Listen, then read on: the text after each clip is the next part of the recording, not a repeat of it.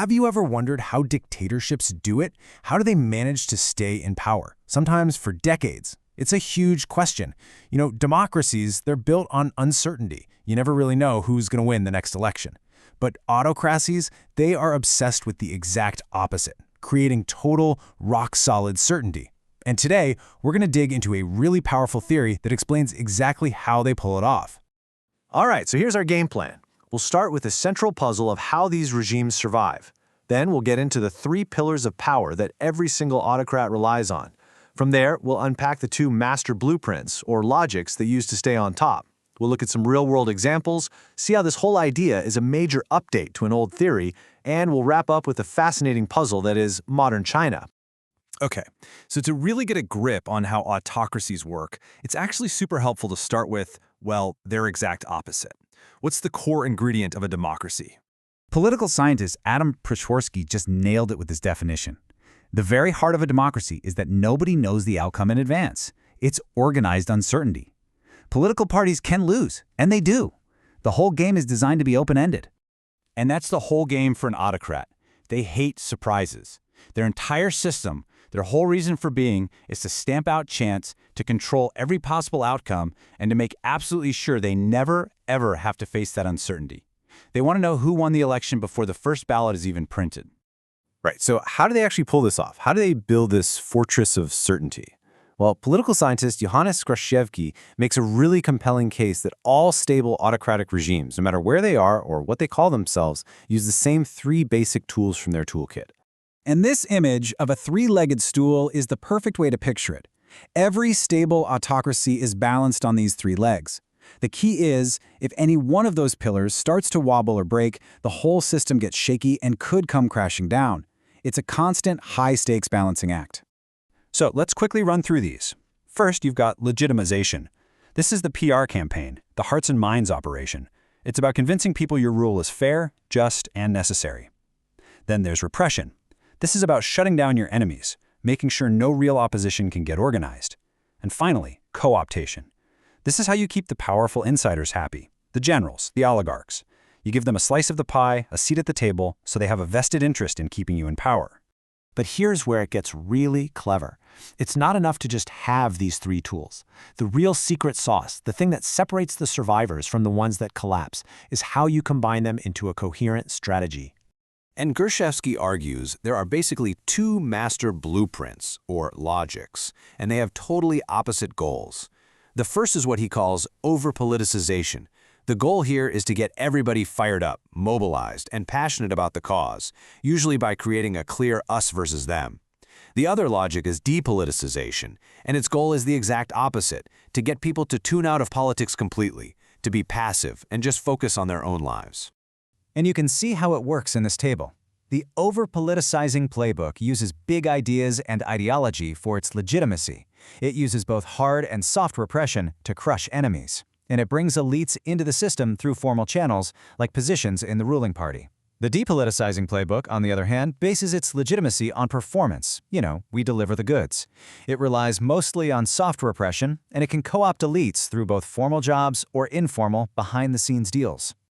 Okay, enough with the theory, let's make this real. Let's see how these 2 different playbooks work in the real world, especially when it comes to legitimation and repression. So first up, what's the sales pitch? How do these regimes justify their existence to their own people? Are they selling a grand utopian vision, or are they just promising a quiet, comfortable life? North Korea is just the absolute classic case of over-politicization. The regime's Juche ideology is everywhere. It's this intense mix of nationalism and communism that touches every single part of a person's life. Everything is political. Everything is part of the great struggle. That is legitimation through a powerful, all-consuming idea. And then you've got the complete flip side, Singapore. The logic here is total depoliticization. The government's claim to power isn't some grand ideology. It's a simple, pragmatic deal. We will deliver unmatched economic growth, safety, and stability. In return, you stay out of politics. That's legitimation through performance. So you see how that first choice, the sales pitch, directly leads to the next choice. The kind of promise a regime makes to its people has a huge impact on the kind of repression it can get away with. And we really have to be clear about the difference here. Hard repression is brutal, physical violence, torture, political prisons, disappearances. Soft repression is more about controlling the space for debate, censoring the internet, banning protests, shutting down opposition newspapers. This is so important. An over-politicizing regime with its us versus them mentality can justify any kind of repression as necessary to protect the revolution or the nation. But for a de-politicizing regime, hard repression is incredibly risky. It breaks that unspoken deal they have with the people. The whole point is to keep people quiet and apathetic, and scenes of brutal violence on the streets could be the one thing that wakes them up and sparks a massive protest. So you might be thinking, okay, this is an interesting model, but why does it matter? Well, it matters because it's a huge leap forward. It gives us a much sharper lens for understanding autocracies than the classic models we've been using for more than 50 years. For a long, long time, the go-to guy for this stuff was the legendary political scientist Juan Linz. He made this hugely influential distinction between totalitarian regimes, like the Soviet Union, that had a total ideology and tried to mobilize everyone, and authoritarian regimes, which were less ideological and just wanted people to stay home. Gerschewski's theory is really the next generation of that foundational work. And here's the real game changer. Linz's framework was mostly a typology, a brilliant way of sorting regimes into different boxes. This two logics framework aims to do more. By focusing on how those three pillars, legitimation, repression, and co-optation, are actively combined, it's designed to explain why some regimes stay stable for decades while others crumble. It moves us from just describing what they look like to explaining how they actually work. So, this framework works beautifully for pretty much every stable autocracy in East Asia since World War II. But there's one giant glaring exception that doesn't quite fit into either box. And you can probably guess which one it is. Modern China is a puzzle. It's unique because it seems to be doing both things at once, and doing them incredibly well. On one hand, the Communist Party pushes a very powerful nationalist ideology to get people fired up. That's classic over-politicization.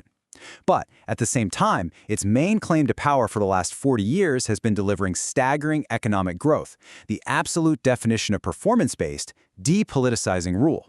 And this leaves us with a huge, fascinating question for the future. Has China figured out a stable third logic? Have they perfected autocratic rule by combining the best of both playbooks? Or is this combination fundamentally unstable? Will it eventually face contradictions that force it to choose a path, either doubling down on ideology and mobilization or fully committing to keeping people passive and prosperous? The answer to that is probably going to define a huge part of the 21st century.